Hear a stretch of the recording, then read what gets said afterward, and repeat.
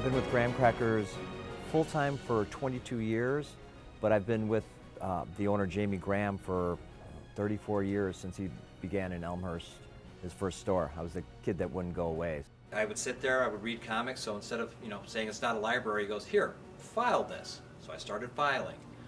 Back in the day, he used to do baseball cards, so I sorted a lot of baseball cards. And let me tell you, that gum, not good for you. We started doing conventions, and I would take money in the front and work his table, and then get to, oh, here's an hour or two, you get to go hang out. So any money I made, I pretty much spent that day. First comic that I ever remembered that I ever got was Archie Comics. Usually my mother would pick these up at the grocery line when we were sitting there waiting to get our groceries. They're always there with the Weekly World News. And she would always buy the digest because they were easy to fit in her purse. Those are the ones that I always remember reading for the first time. My comic collection is geared towards like Iron Man, Avengers, and Batman, and Superman.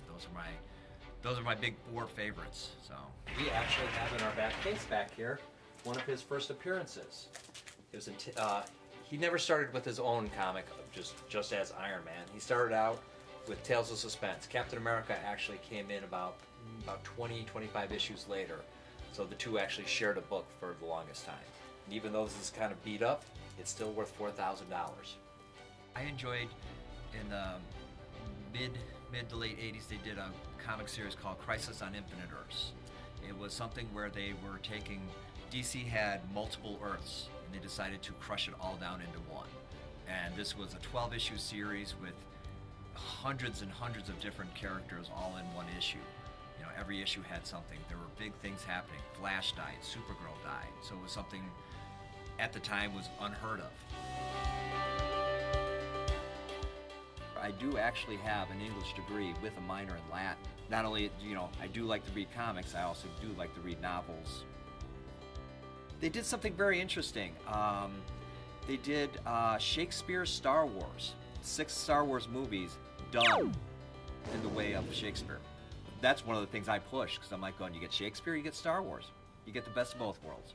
Our biggest event is Free Comic Book Day. But here, it is really crazy, it's really full of people, and everyone thinks that even though it's crazy, it's going to be a bad day for me. It's not.